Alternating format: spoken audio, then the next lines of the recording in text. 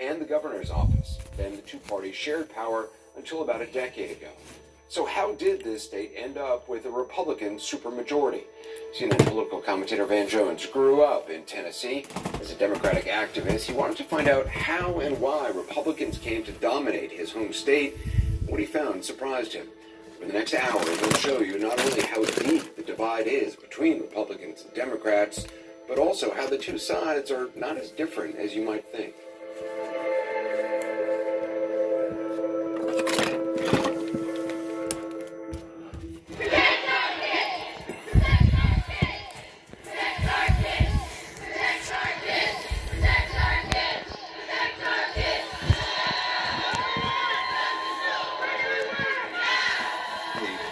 Dominated House voting to expel two young Democratic lawmakers because they had taken part in a gun control protest.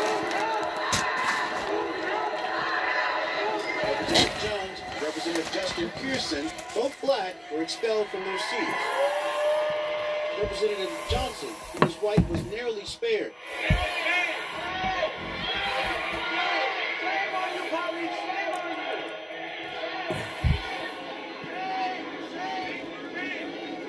It struck me as surreal. I'm like, that's my home state legislature. I used to work in that building. And now it's being broadcast all around the world. I talked to my family who lives in Tennessee, but I wasn't really on top of what was going on. After the expulsions, I started paying a lot more attention. I actually saw it as Tennessee, again, being part of this national tug of war over the direction of the country and really over democracy itself. Expelling state legislators is something that happens very rarely throughout American history. Representative also. The gentleman shows no remorse. It's clear that he wants to be expelled. He and two other representatives effectively conducted a mutiny which to this body and to this state has been unknown in its 227-year history. You simply cannot allow one, much less a group of members, to hijack proceedings on the floor of the House. What that represented was more norm erosion, legislative norms of bipartisanship, that you don't expel a legislator because they say something that you disagree with. And this showed, again, Republicans sort of out in front on those eroding norms. So you have a democracy index, and Tennessee is dead last. Why is that? When we think about electoral democracy, what I measure, we're talking about free and fair elections where every individual voter has an equal say and equal voice in setting what the government does and who is elected to office. And so I use 51 different variables in this measure. All of this comes together to make Tennessee the 50th out of 50 as of 2018. The makeup of Tennessee's General Assembly, it is a Republican supermajority, as you can see. That supermajority holds true in the Senate as well. It's becoming more and more difficult for Democrats to be heard. You get the gerrymander, it gives one party control, so there's really no democracy. With the supermajorities we have in both the House of Representatives and the state Senate, we're able to pass legislation without actually negotiating with anyone on the other side of the aisle. All right, well, left here a long time ago, I'm coming back, and it's a very different place. I just don't understand. How did things get to that point? I hope I can find out this week. Hey, how you doing? Hey, brother. Hey. Hey. Good to see you, Phil. Very good. You hungry? I am. You don't eat? With regard to the expulsions, when they happened, were you surprised? No, I wasn't surprised. They wanted to make an example of, you cannot come in here and do this. Can you walk me through how you go from having a bunch of kids in a private school gunned down to two black lawmakers getting thrown out? It just seemed like, huh? How did that happen? I think part of that goes back to the issue of the supermajority. The supermajority can silence the minority. And so the Tennessee Three felt like the only way for them to really be heard was to do something completely unorthodox. Brother man, good to see you. How you doing, sir? Doing well. Welcome to the People's House. Is that what it is? Hopefully. Now it is. Good to see you, brother. Thank you for shining some light in here. What's going on? Welcome back to your home state. The first time you came in this building, how did it feel to you? I mean, do you remember? My first week in the legislature, the Senate Republican leader said, you know, I just want you to know that you're worthless, you don't belong here. And that was my welcome to this place. He said to your face? To my face.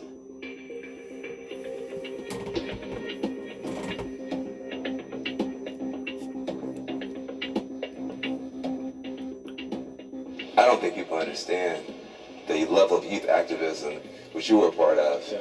I was arrested when I climbed up and we covered the statue of Nathan Bedford Forrest, the first Grand Wizard of the KKK and enslaver, a Confederate general, with a black sheet to say that this is not a symbol we want in our state anymore. But there's another statue over here of the first black lawmaker who entered into this building exactly 150 years ago, Samson Keeble, the only statue of a person of color. Maybe someday you'll have one of these statues. You never know. They'll vandalize it. How are you, sir? Good to see you. Good to see you. Oh, man, in the flesh, in the flesh. Yes, indeed. Back in the People's House. I worked in the summer of 1989 as the House Majority Leader Jim Nafee's intern. So the last time I was here, Democrats ran this place, believe it or not. So a lot has changed.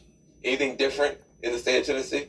Only one or two things are different than then. Democrats are not in the majority, are not on the way to being Speaker of the House in the next couple of years here. It's a long-term game. I think one of the biggest changes or transitions that have happened is the radicalization of the conservatives in the Republican Party. I think we're seeing white supremacy codified in legislation in ways that probably were not the case in similar ways then. Those are fighting words. Those are real. It's truth. Yeah. A proposed bill in the Tennessee legislature would make it illegal to display the pride flag in a public school. Representative Gino Bolso will introduce that bill. If I were to categorize our representatives in the Republican caucus in the House, I'd say you'd have the conservative members, those who are more conservative, those who are most conservative. And so when we're looking at legislation, it normally is debated between and among those different groups. Which of those three camps do you place yourself in? I think I'm in the most conservative camp. I don't know if you heard it, Van, but there was a recording released of their caucus meeting after our expulsion. It just showed the mentality. They really saw this as a continuation of the Civil War. We don't believe we're at war for ourselves. We will get shot. The left wants Tennessee so bad because if they get us the Southeast vote, and it's game over to the Republicans.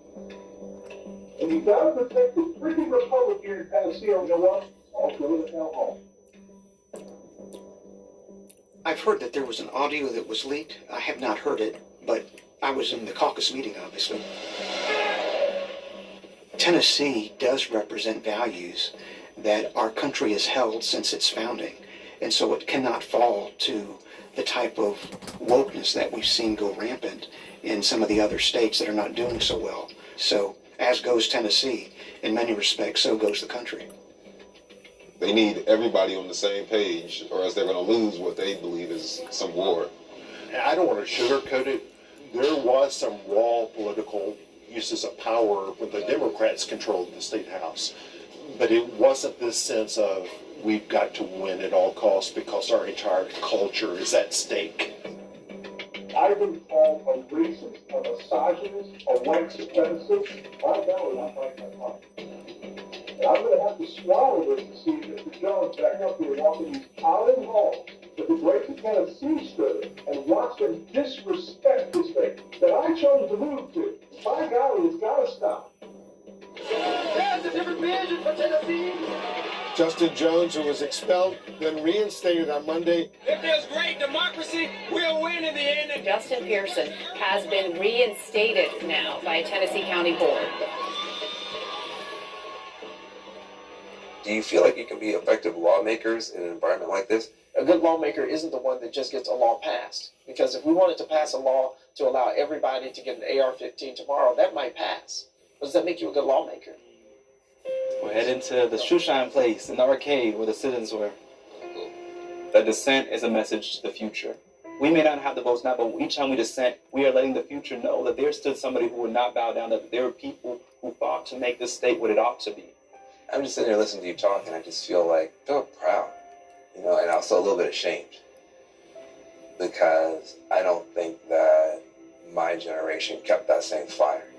We talk so much about ancestors. You think about what they endured and what they were called steps away from Earth's capital. I think part of why people are so impressed with you young people is that you didn't back down. Tennessee is the birthplace of the Ku Klux Klan, but also the Nashville student movement. So we have this dual history, and I think that's really the history of America.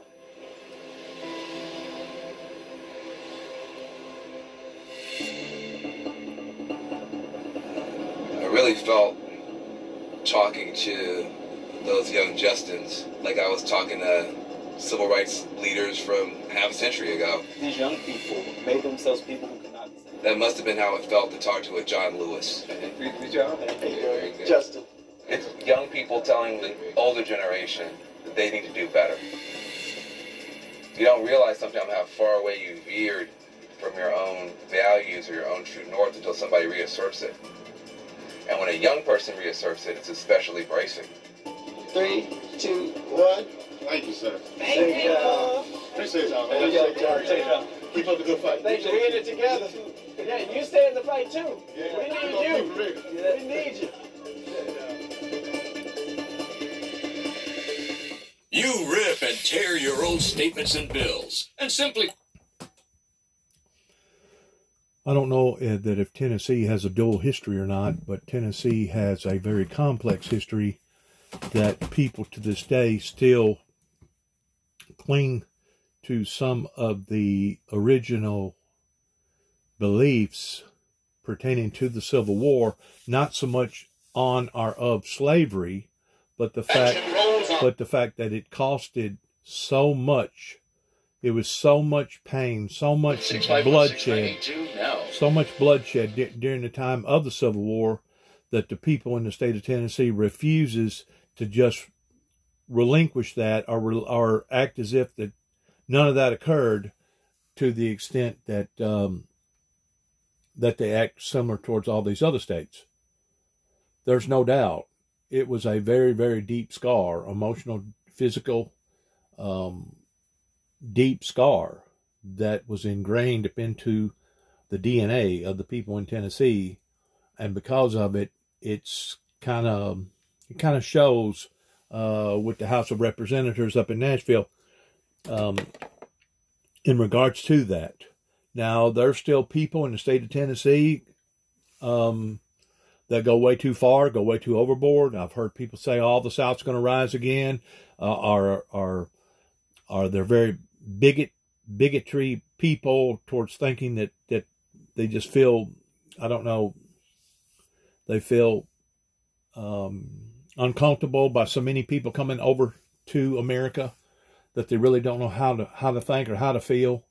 And some of them are actually mean-spirited people. That was one of the forces that I had to deal with whenever I come back to Northwest Tennessee in 2014, whenever basically teetotal hell busted loose in my brother and my life regarding some of the seeds that I had planted previous Does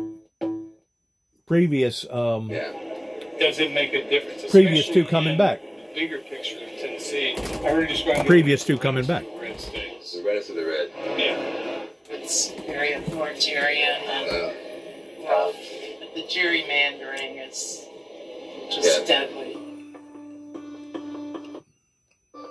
Take Nashville, where when they drew the congressional lines, instead of keeping the community together, they did what's called in the redistricting community cracking and packing. So they cracked Nashville to create more Republican districts and get rid of a potential Democratic district. This concept of political maps being drawn in a way that might tend to favor one party more than another has been something that's been going on since the founding of our country. Do you believe that, but for gerrymandering, you would be in the U.S. Congress Absolutely. right Absolutely. I won 75% of the vote here in Nashville. I was doing well. now? But they deliberately created a district that has 14 counties, kids in 2 different states, to make it impossible for you to win. Yeah, they cracked Nashville across every black community to silence the black vote and voices. So the biggest city with a third of the economy doesn't have anybody from Nashville and Washington, D.C. This has been a Democratic stronghold for close to 200 years. Wow. And the 3 congressional districts that were made in Nashville are all now represented by Republicans. You know, somebody like you should probably run for office. I've heard that before. Millions of people have lost weight with personalized plans. And it's really got to do with culture and tradition. I mean, whenever they talk about the Southern culture, it's something that the vast Tennesseans that was born here, reared here for years and years and years, are just not willing to let go of. And even though they may not have no ill will intent, they don't realize the agitation that it stirs up in the black race and in other races, as far as that goes, towards people that are not Tennesseans. I mean, how come Tennessean? It's as if how come Tennessean can't? How come the state of Tennessee and the people in the state of Tennessee pertaining to the Tennesseans cannot open up their hearts and their minds and their lives regarding other cultures and other people from all over the world? Some of it may be that way. I think a lot of it is so complex that it's really hard to put your finger on just exactly what it is. But the fact of the matter is, old habits are hard to break.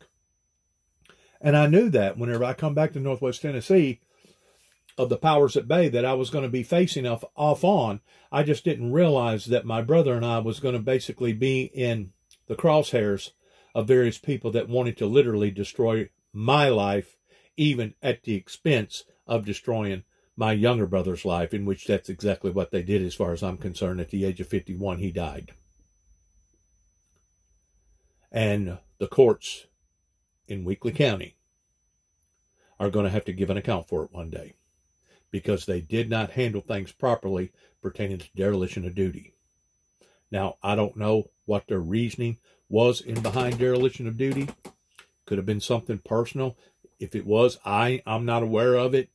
I think personally it was just because of all the yik-yak and the confusion that was going on pertaining to my life at the time, that whenever I come back here, they had basically already made up their minds up there in the courts that I was a bad guy, that I was a monster. And the whole time, instead of me being the monster, it was those that wasn't willing to not only stand up for their patriotic duties, but it was those who basically was lukewarmers that said that they believed in the holy eternal God pertaining to the Lord Jesus Christ, but in reality they was displaying something completely different. And I'm not saying that all of them up there in the courts regarding that, but I just know this: we was deliberately segregated out from this community whenever I come back here.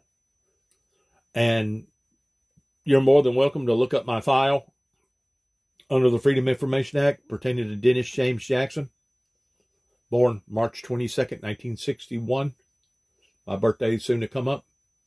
But you're more than welcome to look at all the events pertaining to being vandalized, being demonized, being dehumanized by a group of people that either thought that they was going to put enough pressure on me, especially me, that I would tuck tail and run, like a dog with his tail tucked between his legs, or they was hoping that they would have been able to provoke my brother and I to the extent that we would have either shot ourselves in the foot by taking the law into our own hands, by using vigilante tactics, or they was hoping that maybe we would turn on ourselves. As far as two brothers, and what they didn't realize, that these two brothers went through so much hell growing up pertaining to the abusiveness that was going on openly, publicly, in front of the community. They actually thought that they could challenge that in separating us pertaining to blood being thicker than water. It just speaks volumes about the type of people that was willing to do that, that was so naive in thinking that they was going to be able to break that force, that brotherly force, that bond that had been bonded in our lives going all the way back into childhood. Going all the way back into childhood, in addition to the root structure that we already had here before I was ever even thought about. And before my brother David was ever thought about. Matter of fact, before my even dad was thought about. And to go a bit further, before even his dad was thought about. In other words, we've got roots here that goes all the way back to basically the early 1800s, along about the Davy Crockett era, where my people come from North Carolina. Probably stepped off the boat in New York from England, and they spread out generations, cultures, moved around, and long about the 1800s, early 1800s, this was after the Revolutionary War. Go west, young man, go west, young man. Well, they went west, but they stopped right here. Just like Davy Crockett. Davy Crockett stopped right here because he said it was some of the most predominant hunting territory that he'd ever laid his eyes on. Because at one time there used to be black bear here in northwest Tennessee until the global warming started. And it started on a gradual level, but I guarantee you the animals noticed it a whole lot quicker than the humans did. And basically the black bear that I know of hadn't been in this area for probably, I'm going to say, probably 150 years. I'm thinking that.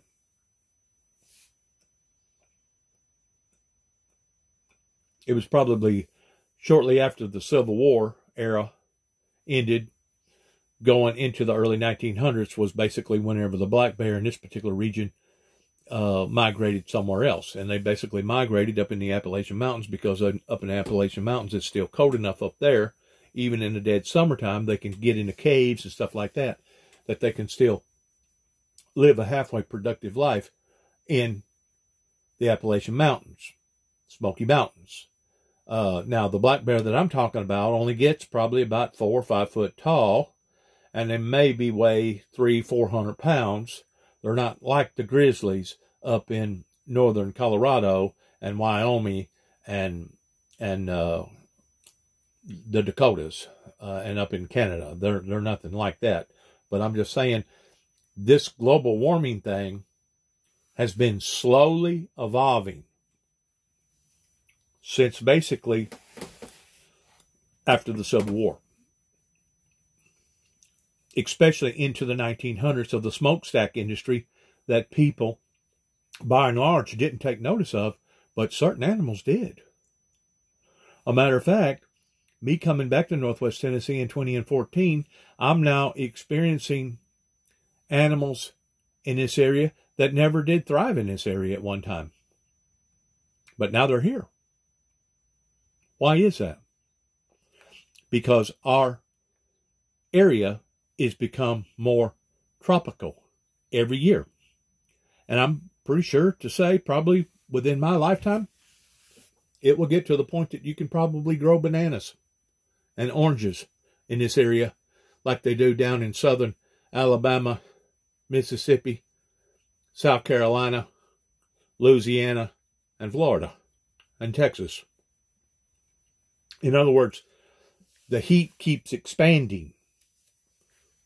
But what's making it even twice as rough is some of these places And Florida's one of them last year. They hit all-time records, and if I'm not mistaken, I've been able to find some common ground on some issues. The Gulf water down there actually hit over 100 degrees this past last year, which was all-time record. I mean, this issue of gun violence is an issue that MAGA Republicans in our state said they wanted to see addressed. So it's a possibility. The problem is the people who are in office are not willing even to listen to their own constituency on this issue. Protect our kids! Protect our kids! Most of those parents from the Covenant, a wealthy, white, private Christian school, are Republican. They are. And they're the ones begging for action. They're out there with signs that say Republicans for red flag laws. But I think something so important, the black mothers who've been grieving for a long time are the people on the front lines of the fight. Shondell is one of the steadfast mothers of the movement who was testifying in the legislature long before thousands of people gathered. She went there, sometimes by herself, testifying before the lawmakers, talking about her son Akila. Please vote against this law. She's one of the strongest people I know. A deadly shooting this morning at a Waffle House restaurant. 4 people are dead and 4 others. Identified as Tareen Sunderland, Joe Perez, De'Ebony Groves, and Akila Da Silva, 23 years old. It's 5 years not having my son here. So that pain is probably never going to go away because he's not here. I remember going there by myself, testifying, pleading, begging, pouring my heart out. It is impossible to imagine the pain I feel when your loved one is violently murdered until you experience it yourself. The pain is like no other. Ms. Harriman, we're out of time. Thank you. Didn't make a difference. Our lawmakers here are different. Clerk, take the roll. Mr. Chairman, you have 7 ayes and 2 noes. Carrying a handgun without a permit in Tennessee is now legal for most adults. I know you had another son that also was shot, but survived. Someone asked him to perform, and after leaving the venue, someone started shooting outside, and there we go, that call again. Your son is shot. How's he doing now? Better, he's recovering. The bullet is still in his head, it's in his brain. He's gone through physical therapy. So still sword is there. Still. Okay. There's so much more that is wrong.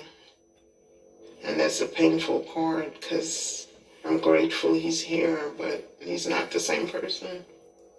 And no family should have to go through that once, let alone twice. Yeah. It's hard. But I have to keep going. Keep going. We had 4 young people that lost their lives, and it was like nothing. But now we have the Covenant shooting. Which neighborhood? More people are showing up. Tennessee got more attention now.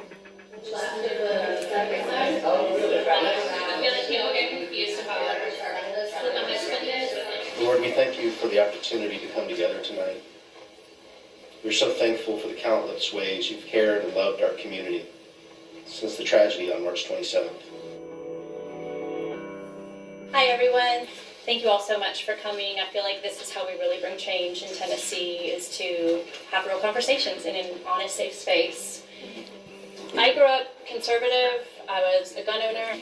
After the shooting, we realized our entire state and truly the nation is a disaster with gun violence. On March 27th, my daughter was in the 3rd grade class. 3 of their classmates were murdered. And I'm telling you, there are pieces of my daughter that are missing that I'll never get back. I thought, no way, it's gonna happen to us. We're this beautiful school. And it wasn't enough. And it makes me so angry to be at special session. We met all summer with these men and women. And privately, they say something. And then publicly, they go and do something completely different. When you're meeting in person with someone, especially someone who is suffering from a very recent tragedy, you try to be as empathetic and as understanding as you can be. And in the meetings that I've had with some of the covenant moms, I've been very candid with everyone about what my positions are on the Second Amendment. Republican lawmakers saying the governor's proposed red flag law is unlikely to pass. After little children were slaughtered in a Christian school there. This is a really sad day for our state. We're going to keep showing up every session, and we're going to do that until we get change. My name is Melissa Alexander. I would encourage everybody to not give up. If there's a state like Tennessee with gun owners, with conservatives that can say, look, this is not acceptable anymore. We need change. If that can happen in Tennessee, it can happen across the country. And so it's up to us in this room, it's up to our state. Every Republican is so afraid they're going to get a primary challenger who is going to say that they're weak on guns, they want to take your guns away, that these associations don't even have to do anything anymore. It's baked in. It seemed as though Governor Lee at first came out and I think he honestly wanted to do something. I think that we have an obligation to set aside politics and pride and accomplish something that the people of Tennessee want us to get accomplished. The head of the Tennessee Firearms Association sat down with me on camera. If Republicans support a red flag law, will there be consequences at the ballot box from your group? Oh, absolutely. And probably in the courts as well. All the red flag law says is that if one of your loved ones has a gun and is acting crazy, you can ask law enforcement to help. And their position is they would rather lock up the person than lock up their gun. That type of legislation is both ineffective and it's unconstitutional. And it's nothing that we would ever consider passing in Tennessee. I want to have a chance to talk to somebody who's just as passionate that we need guns to be available and protected. There are people who are very well organized who feel very passionately the other way. The tradition of Tennesseans to keep and bear arms for lawful purposes pre-exists the founding of this state. This right comes from God, not from government. You represent a growing force in this state. You are a part of an organization called the Tennessee Firearms Association. I think that's pretty well respected. Correct. The last 10 years, I would say that we've had some modicum of success in putting good conservatives into office. That is giving us a leg up. You think everybody should be able to carry, say, a handgun, for instance? That wouldn't bother you. If no permit, that'd be fine for you, correct? We have that in Tennessee. We have that in Tennessee right now, so that doesn't bother you at all. I think about those kids that were at that private school in Nashville. I just don't understand why you aren't more moved by that. Do you know what the largest loss of life in a school massacre in the United States was? I do not. Okay. It was Michigan. When a gentleman ran for school board and he didn't win the race, he laced the underside of that school with dynamite and with gasoline, and that's the largest loss of life. There wasn't a single firearm used in that at all. Well, first of all, I would be happy to support any law against blowing up a school. Okay. So we've got laws against that. So we agree on that. And so therefore, passing a law does not take away a person's crime. But what you're saying does not make sense to me, because people pass laws all the time. It's true they're all violated, but a lot of people in the middle are deterrable by what the law says. If I listen to you, I would think, well, why pass any law? And I'm worried about you. I think you're going to take away more guardrails. I think we're going to have more funerals. That's my fear. Well, I disagree with your premise wholeheartedly, because I understand this, that the only person that I can count on to protect myself and my loved ones is me. Yeah. And if the Second Amendment says you have the right to keep and to bear arms for your common defense, what would be the next right that you would take away?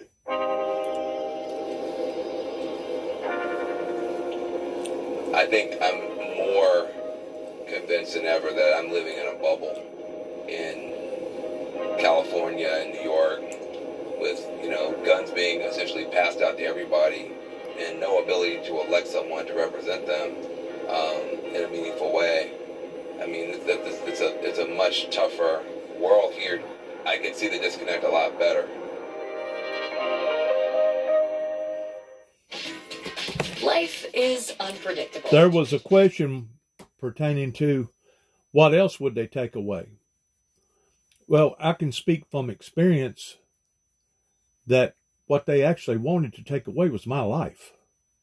They wanted to put me either so far back into a insane asylum, or they wanted to push me and push me and push me to the degree that I basically ended my life, or basically took the law into my own hands towards using vigilante tactics because of the way that they was pushing us around, agitating us, hunting us. Some of the people in this area were just pure mere torment that the courts up here in Dresden, Tennessee was allowing to happen. So to answer that guy's question, what else would they take? I think they'd take people's lives. That's what I think. And they'll use this all under the umbrella by saying, oh, we have a right to protect our lives. We have a right to protect our lives. And the thing about it is, if the court system pertaining to the judicial system in the state of Tennessee would be doing their jobs, we wouldn't have all the desire towards people wanting to protect themselves, because the law would be doing it for them. Which more is another black eye pertaining to dereliction of duty, not just here in Weakley County, but basically all over the state. I've never seen anything like this. If I would have stayed out west, pertaining to, I'm going to use the word ideology, even though it's more than that. If I would have stayed out west using my ideology pertaining to the opening of the seals, grace, love, joy, peace, forgiveness, mercy, I truly believe that I would have been able to have established some sort of a church or some sort of a rehab center out there, probably 100 to 1. And I ain't exaggerating, 100 to 1 that I would have had right here in the state of Tennessee. And of course, with you being in the Bible Belt area, and I'm less than 30 miles from where the night riders basically come out of Tiptonville, Reelfoot Lake. I'm right here in the middle of the Ku Klux Klan, bigot, discrimination people. This has got to be one of the hardest states or hardest locations that God could have implanted anybody to have come in to this area with a, I almost said the word different, with a clear understanding of biblical Bible prophecies. With a clear understanding of biblical Bible prophecies. That obviously these people pertaining to the elders, the baby boomers, the hippie era, they wasn't going to play no part of it. They was not going to play no part in supporting the Windmill Ministries missions. And because of it, 30 plus years have been wasted. Wasted. That has put now not just the founder of the Windmill Ministry in behind the 8 ball, but now all of us in behind the 8 ball because of their hard-headedness. Like I said, some of it I feel like is being done with no harm intent. But what went on from 2014 to 2017 pertaining to the death of my brother should not be excused as being ignorance of the law is no excuse. Because that's the very thing that they want to throw down our throats. If we don't abide by their laws, and we get up in the court stand and say, well, Your Honor, I didn't know no better. I didn't know that. They're going to look at you and say, ignorance of the law is no excuse. Well, guess what, Tennesseans? Ignorance of the law pertaining to the 21st century is no excuse. Especially right here in Weakley County in Northwest Tennessee. Because the things that my brother and I was subjected to on a day-to-day basis. And like I said, you're more than welcome to look up the Freedom of Information Act and look up my name, either David, look up my brother's name, either David Jeffrey Jackson, or look up my name, Dennis James Jackson, and you will see the events that happen out here, either at 430 Beech Grove Road or 291 Thompson Road, Sharon, Tennessee, zip code 38255. As best I can can tell the direction they're trying to go in is not one I think is healthy. Sumner County Administrative Building. Here. Nice building. Hopefully we'll find some nice people.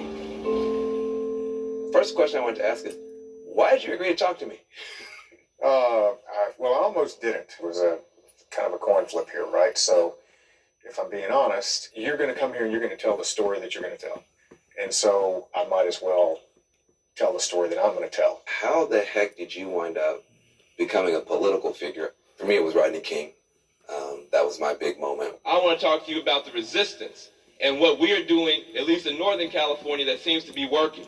You mentioned 2020. I think COVID was maybe a big turning point for a lot of people, including you.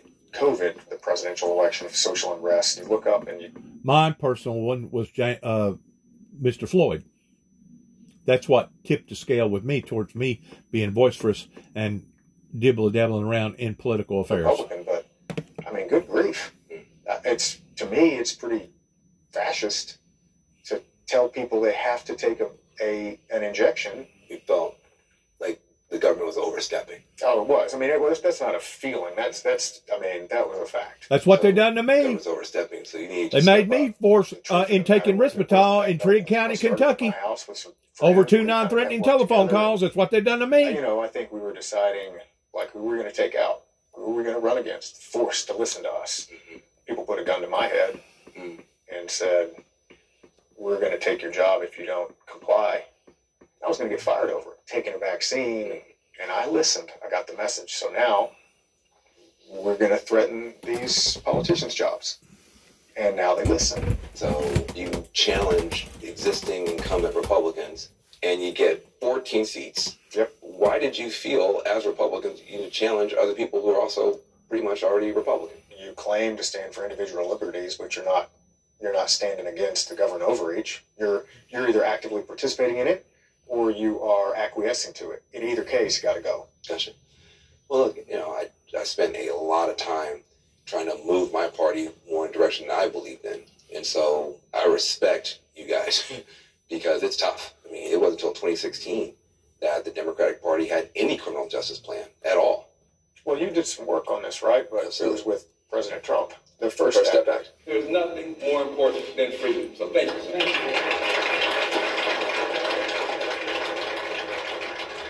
I'm a big supporter of that, by the way. I appreciate that. I mean, I believe it, but I grew up poor, so I believe in criminal justice reform. So in the 6 or 7 kids that I grew up with, 3 of them didn't make it to 40. Mm-hmm. 1 of them died in police custody.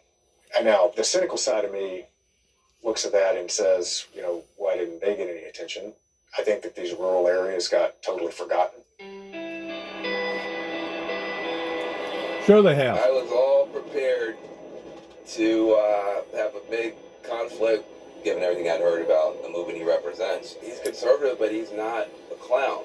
He's a great guy. Seems like a great guy. He felt like the system wasn't serving him. He stood up and fought back. I mean, that's what democracy is supposed to be all about.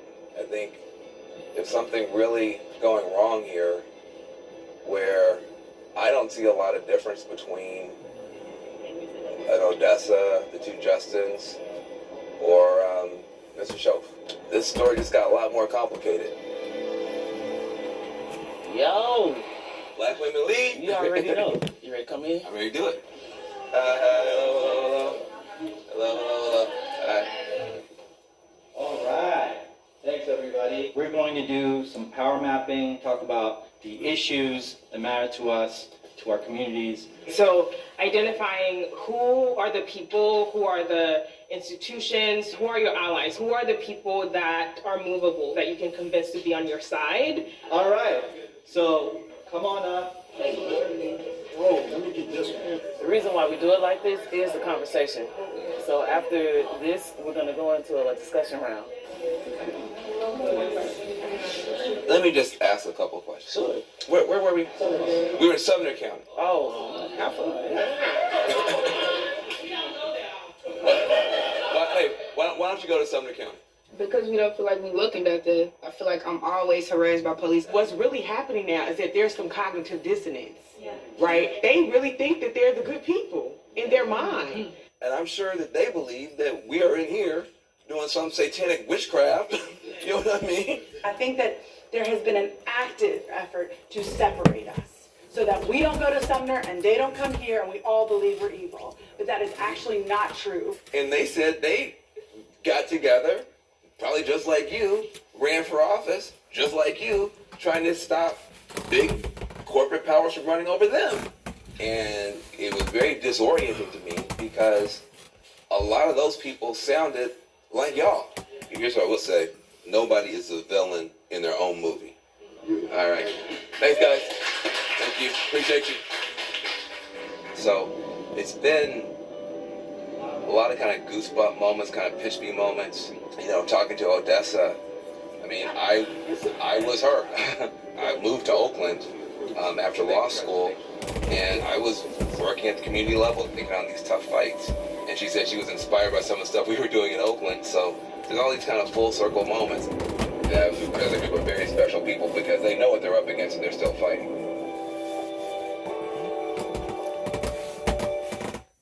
The thing about the Bible says, whosoever shall calleth upon the name of the Lord shall be saved.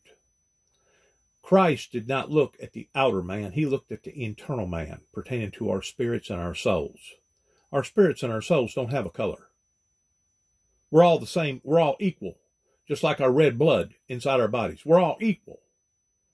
But whenever you take a group of people that's been brainwashed, similar towards how those people over in the Middle East is brainwashed by thinking that if they die in the name of Allah by pulling a detonator cord on a suicide vest and kill another 150, 200, 300 people, that they're going to go live with Allah and live with 99 virgins and drink all the wine they want.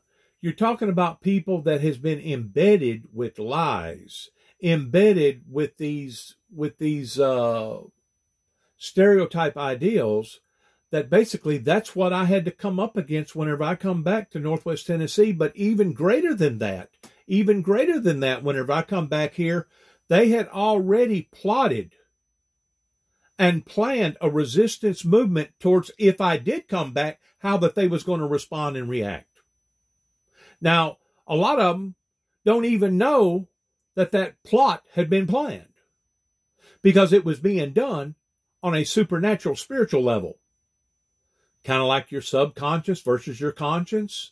Yeah, they had already made up their minds towards what they was going to do to Dennis Jackson, because Dennis Jackson had already left enough seeds in the area that people took things out of context pertaining to what I was teaching, and the next thing you know, I was the bad guy instead of the good guy in their eyes.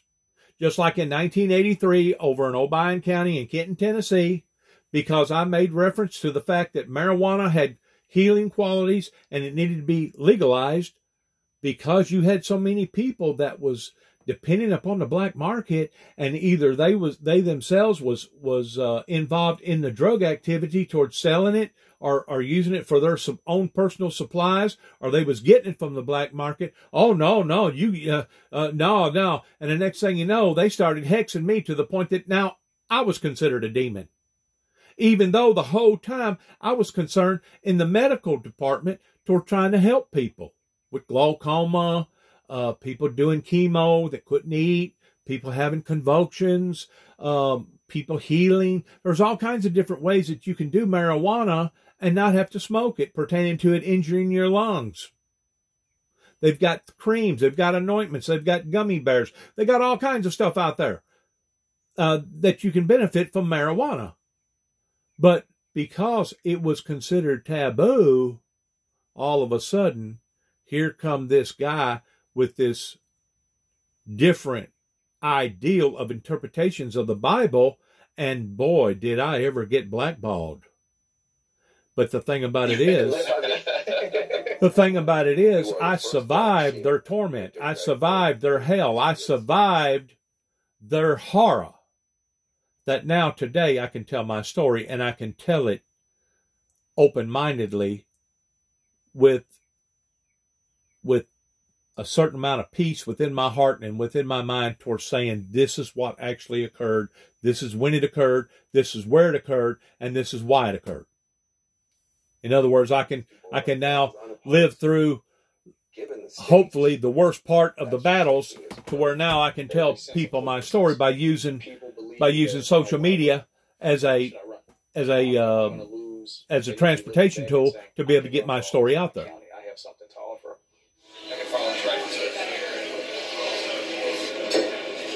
I just wonder, what's the Democratic Party doing? Nothing. That's hard to imagine. Old school, old ways, old money, old ideals. Complacent with that supermajority.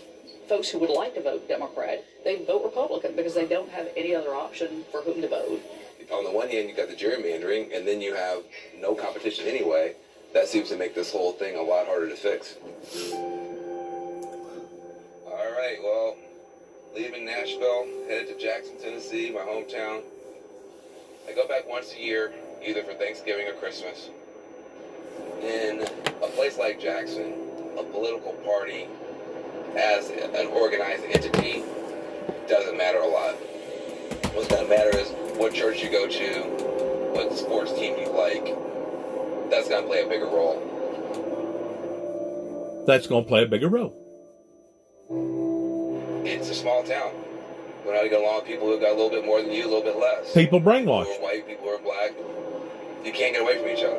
So people do figure out ways to get along. I'm just looking forward to talking to my sister. I left here 30 plus years ago. She never left. So she's been here the whole time. And she's seen the changes up close and personal. Hey! Good folk.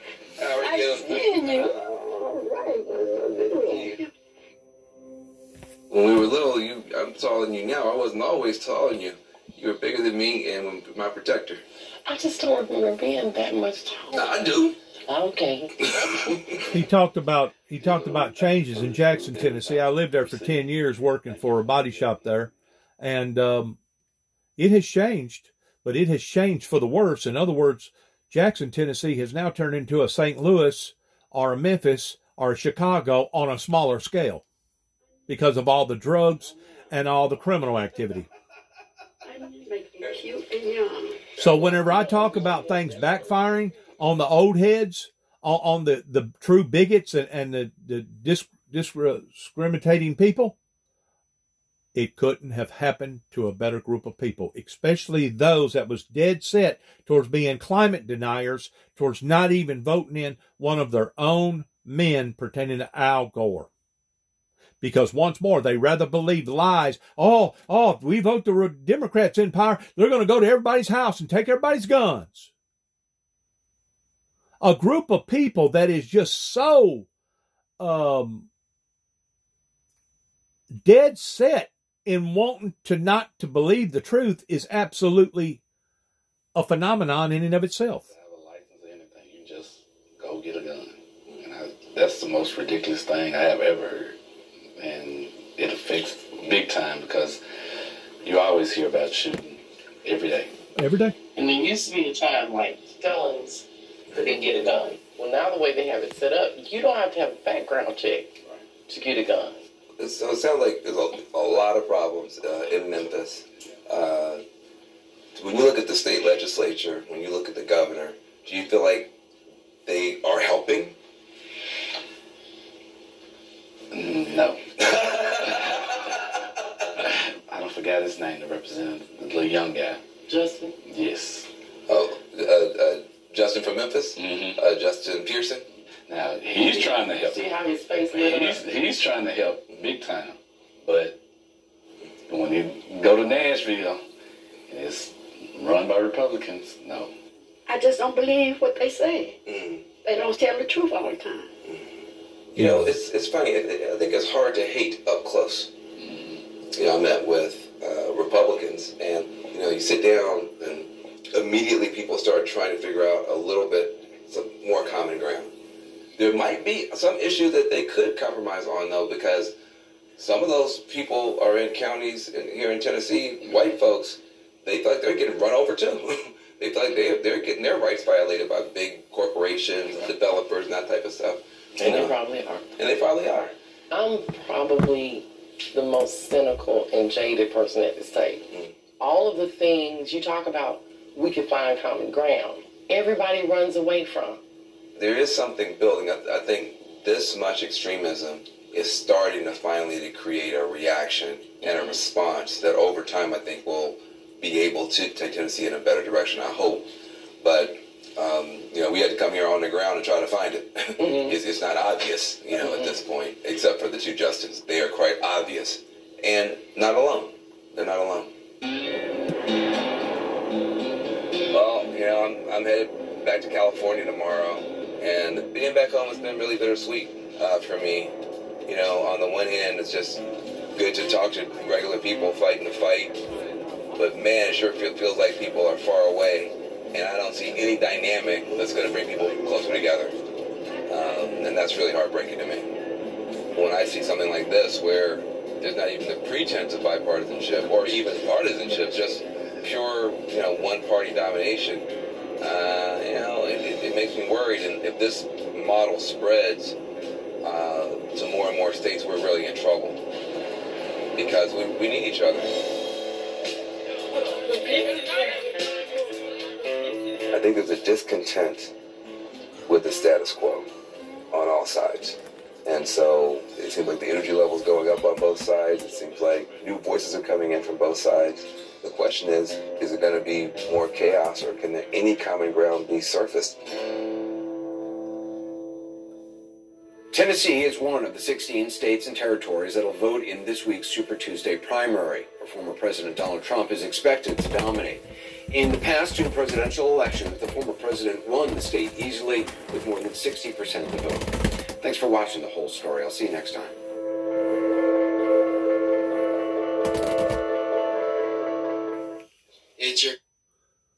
Once more, whenever you're dealing with old money, old ideals, Started today and lose 15 pounds in 15 people weeks. that refuses to change, that are still hanging on to the old concepts, going all the way back into the Civil War era, it's very, very difficult to break through that, because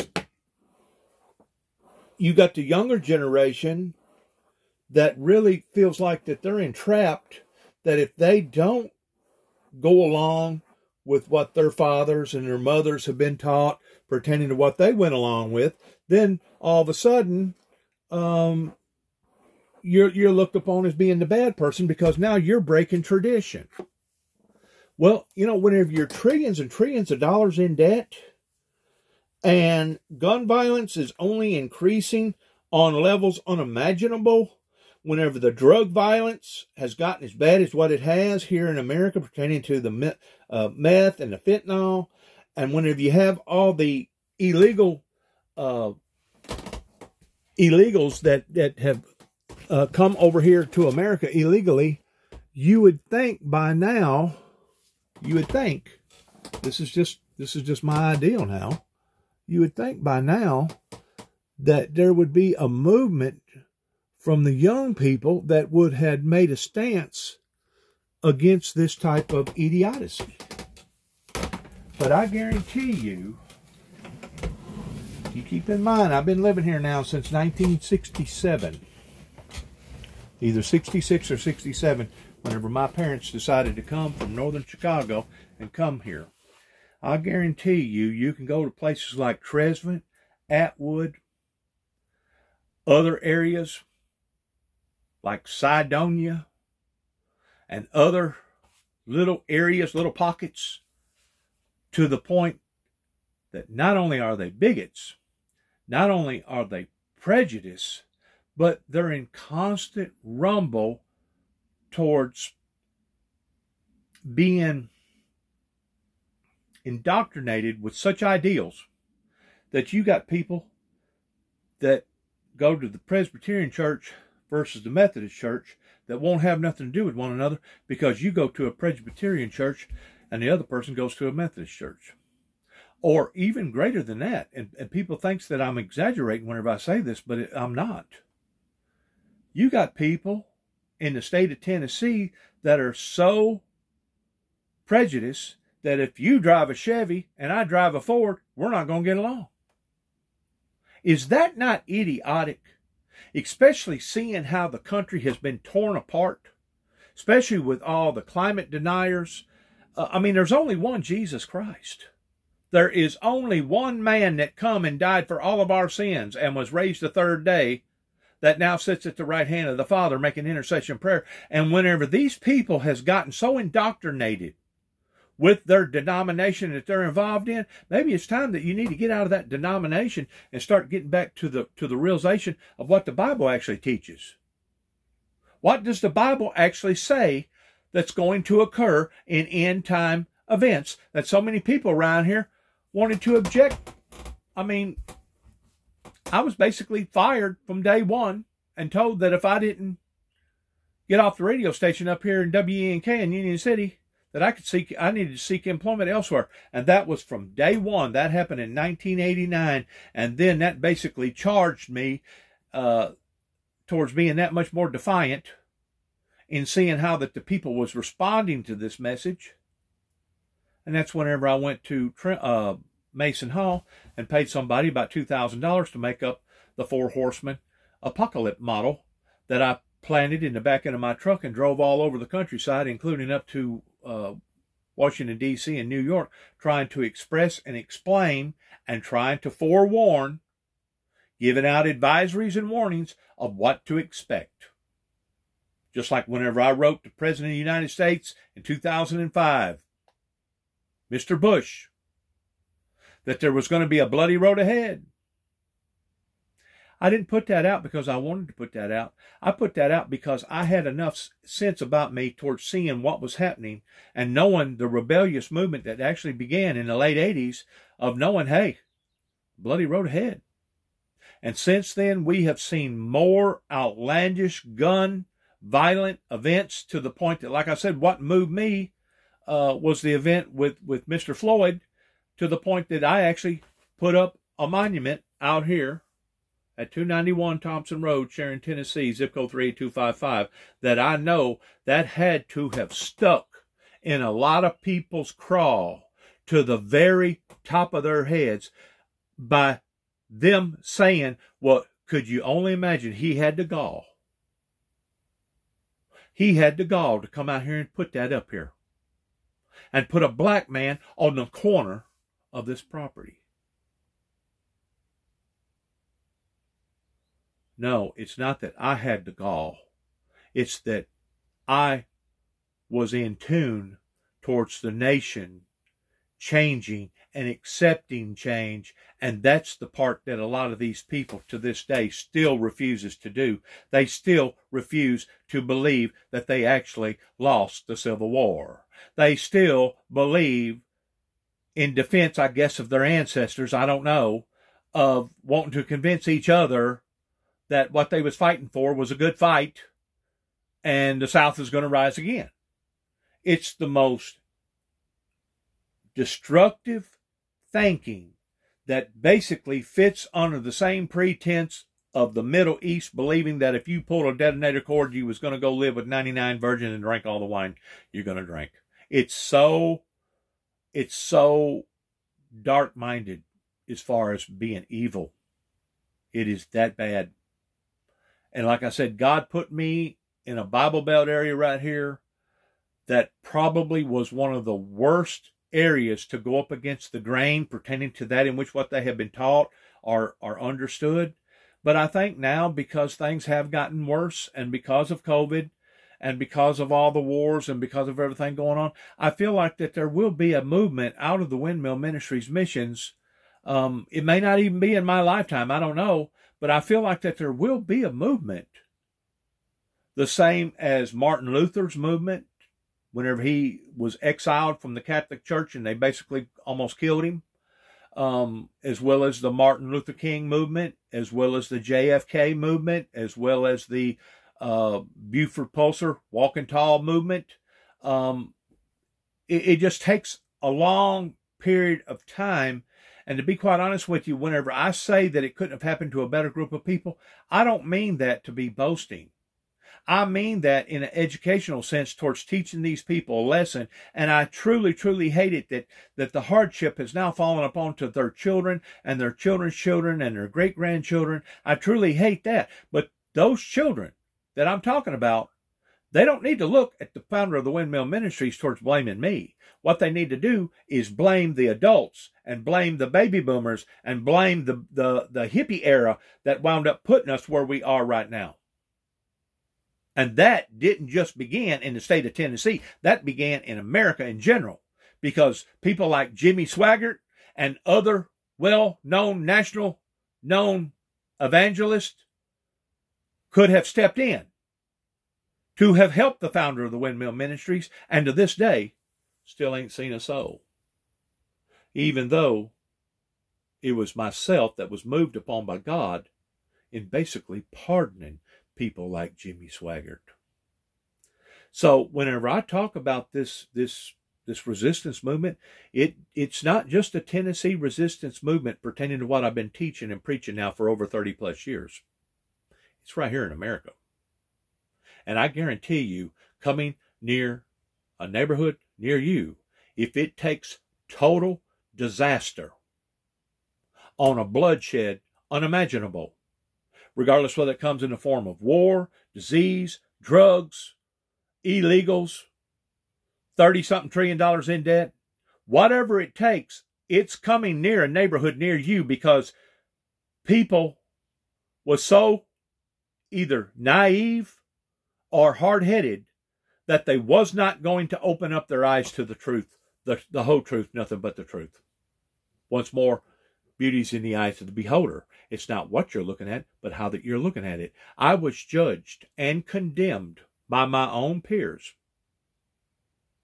because they was paying more attention to the latter part of a verse out of the Bible in Revelation chapter 6, verses 3 and 4, than I was in people supporting the first part in manufacturing and seeing a great revival in regards towards peace and utopia. So what has happened?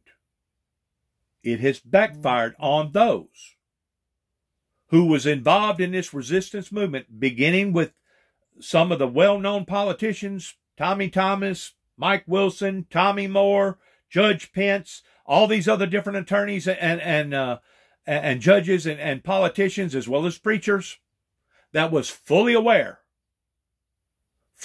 of my passion and my drive in how that I put out material after material after material after material. Started on the bottom level, passing out paper, went from paper to cassette tapes, went from cassette tapes to VHR tapes, went from VHR tapes to CD recordings, and then DVD recordings. And now I put my material out on social media. That way it will even extend further, hopefully, beyond the perimeters of just America. And hopefully there will be a movement, not because of me, not because of some fancy name pertaining to the Windmill Ministries missions, but because of God Almighty and His anointing that was placed upon to that ministry, that should have evolved and grown, but did not. So you wonder who to blame? You wonder who to blame? Don't blame me. I done my part. I promise you, I done my part year after year, time and time again, going to all these different places and all these different churches towards warning them and telling them ahead of time. But nobody wanted to listen. Nobody wanted to support me. So whenever I was moved towards putting out a letter to the president by saying a bloody road ahead, that was something that was forced up into my life, because that's contrary to peace and utopia. Just like whenever I was moved in the year 2007 up here in Kentucky towards putting out literature that God had showed me that there was going to be major electrical disturbances to come pertaining to the forces of nature going from one extreme to another, either flash freezes or droughts or major deluges or whatever. And because I put that material out, I was actually punished by trying to help society. it don't make no sense other than the fact that these people are so ingrained in a evil demonic thinking, being indoctrinated, that they refuse to acknowledge what I'm telling them is the truth, even at the expense of not only seeing themselves come to naught, but seeing their children and their grandchildren and their children's children come to naught. And if that's not evil, I will kiss your tail and give you 30 minutes to draw up a crowd. That's whenever you know that you have a true enemy, an enemy that's willing to take out himself just to get to you. But that's one aspect of it. But let's look at the bigger picture of it. Not only was they willing to destroy themselves, but they was willing to destroy their own future and their children's future and their children's children's future just to prove a point that I was wrong and they was right. If that's not evil, my friends, I will kiss your tail. And I don't want to go around kissing nobody's tail, but I'm just using that for a paraphrase by saying that the resistance movement began right here in America, right here in Northwest Tennessee, after 9 tapes was sent to the White House, that Ronald Reagan was moved upon by the Holy Spirit by putting out the message to the superpowers that basically stopped the Cold War over in Russia, that led into the falling of the Berlin Wall, that also led into the bankruptcy of the old USSR, but basically established the international Atlantic alliances to where all the nations was now pulling together. Of course, you keep in mind that it was at the right time pertaining to the computer coming into play. And of course, now we're dealing with social media the way that we are. It talks about there in the Bible where they, in Revelations, where the 2 witnesses especially was willing to give up their lives and for the testimony that they had in their hands. You know, if you're going to hold your whole life story in your hand from A to Z, from the time that you was born, from a period of time, and you're got any age on you at all, especially my age at 60, 62, soon to be 63, you'd have to have an awful strong arm to put all that in paper, on paper form. So I'm coming forth at the right time pertaining to artificial intelligence by being able to post my story after story after story. Though I'm doing it in nidbits, I'm still getting my message out there pertaining to the who, the what, the when, and the where, and how come all this happened and when it happened, etc. That eventually, I believe that I'll be able to walk up to the same individual that I've already done met over here in Martin, Tennessee, pertaining to Satan in the flesh, that is a form of the Antichrist, but is not the actual Antichrist, is a follower of the Antichrist, but is not the actual Antichrist, that God led me in understanding this from the very front end, back in the basically the early to the mid 70s, that this individual has these demonic powers that was basically manifested by evil and evil alone, by the very axis of evil that is now walking and talking, that masterminded 9/11 that's over in Saudi Arabia, pertaining to the prince over there. That is nothing no more than pure, mere evil. And what's happening right now over in the Middle East is so sad. It is really, really, I mean, it's one of the most saddest things that I think that I've ever witnessed, other than reading about the Holocaust and reading about how the Indians was massacred over here in America. But it's no doubt that this is what it's going to take to open up a new opportunity, basically a new chapter in the Windmill Ministry's life in regards towards seeing biblical Bible prophecy truly being fulfilled. I hate to see that it's come to this, and there's no doubt because of the rebellious movement that was not handled properly here in America, that started with the politicians and then went down to the preachers. They've caused this. They own this. $35 trillion in debt, all this violence, can't build enough jails quick enough. all the divorces, all the chaos, all the illegals, all the drugs. You have brought this upon to yourselves. Because the founder of the Windmill Ministries done his part.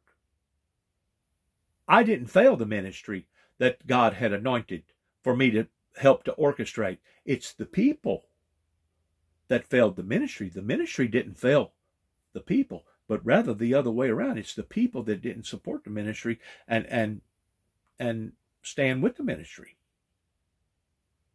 That's where the blame falls.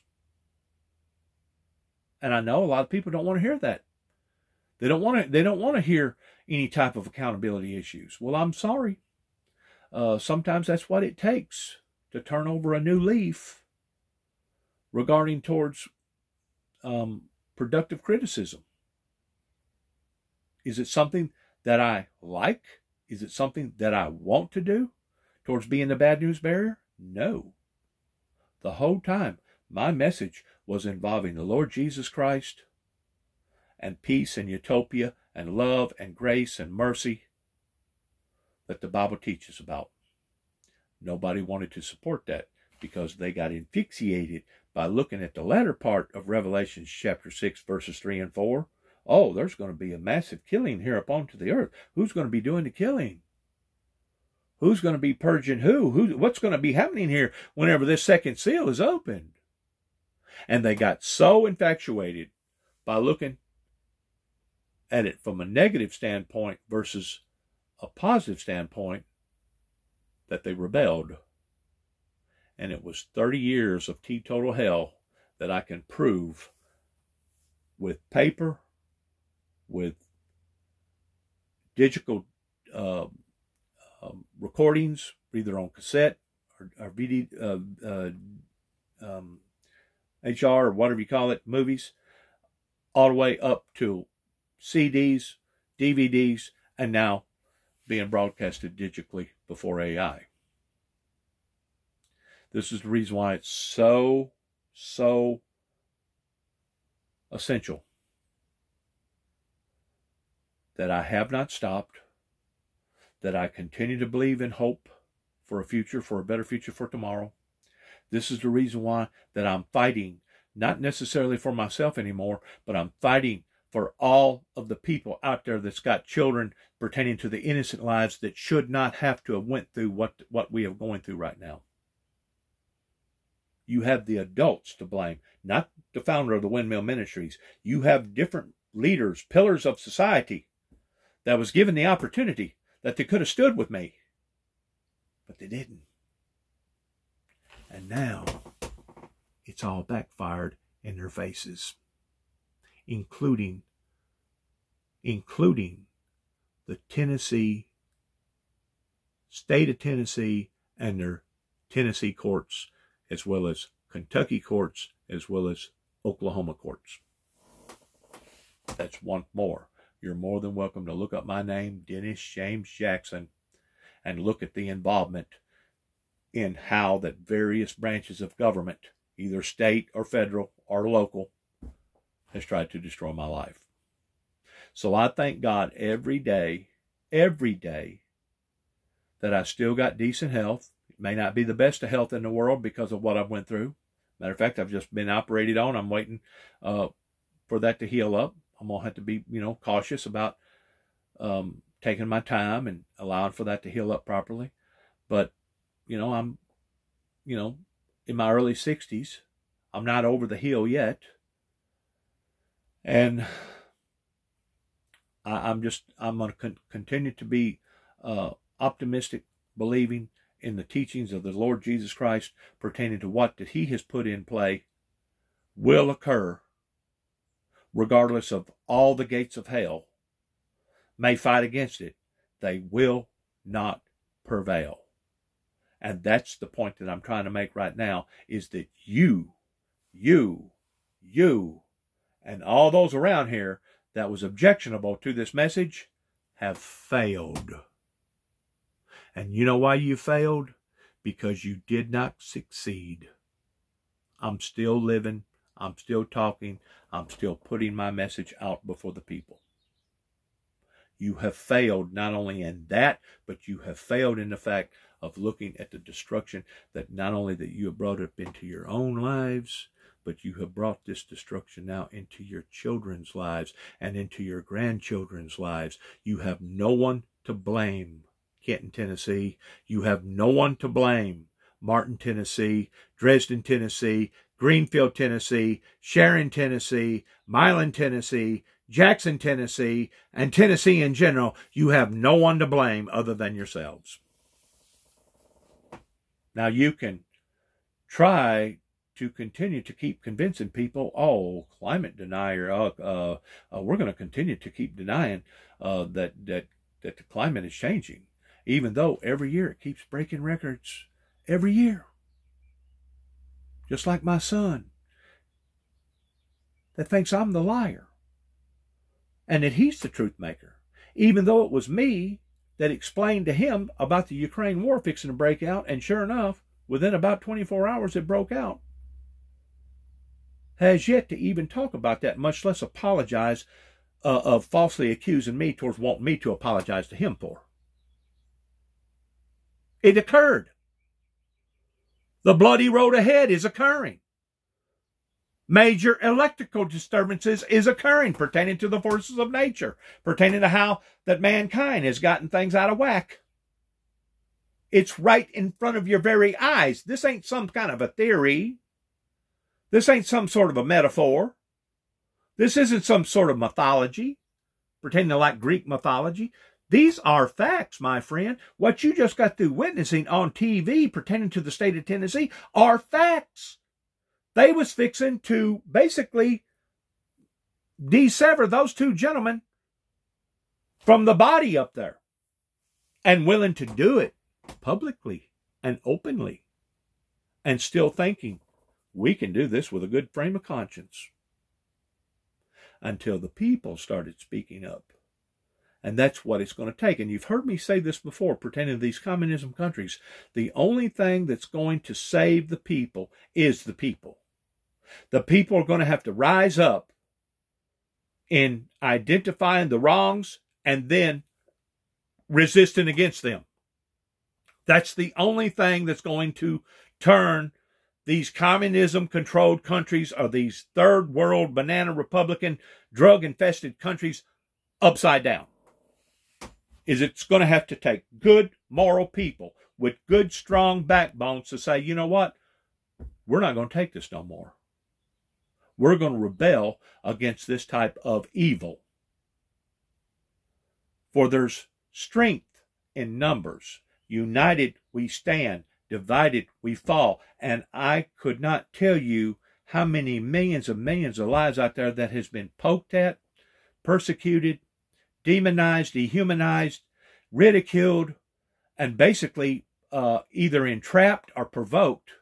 And they were smart enough, like me and my brother, even though it costed me my brother's life, his very own life at the age of 51, we were smart enough that we didn't fall for that entrapment. Tommy Moore, Mike Pence, Tommy Thomas, Mike Wilson, old Juby allowed for himself to be a pincushion, a whipping post that the courts should have protected. But they didn't. They wanted to see Juby's destruction right in front of their very eyes, like they have seen other people's destruction right in front of their very eyes. And you want to call yourself decent people? You want to call yourself godly people that's willing to do this to other people? And then stand up in front of the church and act like that you ain't done no wrongs? There is going to be a special place in hell for people like this. And you may very well be one of them. If you don't turn from your sinful and wicked ways, just like Jesus taught, you will die in your sins. And then after you die in your sins, then you will be held accountable for not just the things that you've done, but the things that you did not do that you should have done. Works both ways. What goes around comes back around. What the tide usually takes out, it brings back in. What the tide brings out, it pulls it right back in. It's a cycle. It's a cycle. Jesus used it in terminology toward being seasons. There's a time of season for war. There's a season for love. There's a season for peace. There's a season for this. There's a season for that. You wasn't willing. You quenched the spirit. You wasn't willing to go with the season. And the whole time, the Windmill Ministries Missions has been preaching a message of utopia, peace, and prosperity. So whenever you look around and you see all these factories that are shut down, whenever you look around, you see all these drugs, or you look around and you see all these children that are being born that's already hooked on drugs because their parents was hooked on drugs, you know who to blame? Yourselves. Your rotten, stinking, no good for nothing selves. Regardless whether you're in Atwood, McLemoresville, or hop in Cydonia, Tennessee, you have no one to blame but yourselves. Good luck to all of us. God bless America and God bless our troops. Want to say a special prayer for the things that are going on right now over in the Middle East in some of the most horrifying events that I have ever laid my eyes on. Not literally, but through the TV, through satellites and stuff, of seeing starvation and just so much pain and anguish and hurt that could have all been avoided if we would have seen that revival. You didn't want that revival. You wanted to persecute me and tell me that, hey, if you stay on a radio station, seek employment elsewhere. You wanted to kick me and ban me from all these churches, even whenever I come back here, pertaining to what Randy Brundridge, the mayor of Martin, Tennessee, done pertaining to Central Baptist Church. There's no doubt that people's minds pertaining to their consciousnesses has been seared with a hot iron. Now, I don't know if that searing come from drugs. I don't know if it come from greed pertaining to your selfishness. I don't know if it come from just people just being darn right mean and cruel. But there's no doubt there has been a great falling away here in America. And the main objective to it is that people's hearts and their minds was seared in wanting to convince themselves that the whole time they was right and I was wrong. And you know, to end what I'm fixing to say here, it puts it in a whole different category whenever not only is a person willing to destroy themselves to get to their enemy, and I can see where the devil and the devil's people sees God and God's people as us being an enemy. It's a conflict of interest there. But to be willing to destroy your own family and your children's future and your children's children's future for this ideal, for this brainwashing, you have put things now on a completely different level right here in the USA. And that, I promise you, there will be not hundreds, but thousands and possibly even millions that will be held accountable for the Day of Judgment. God bless America. And let's keep the people over in the Middle East, the Holy Land, in our prayers, because they definitely need it, as well as our own home front right here in America. Thank you for listening. Love you in the Lord. God bless.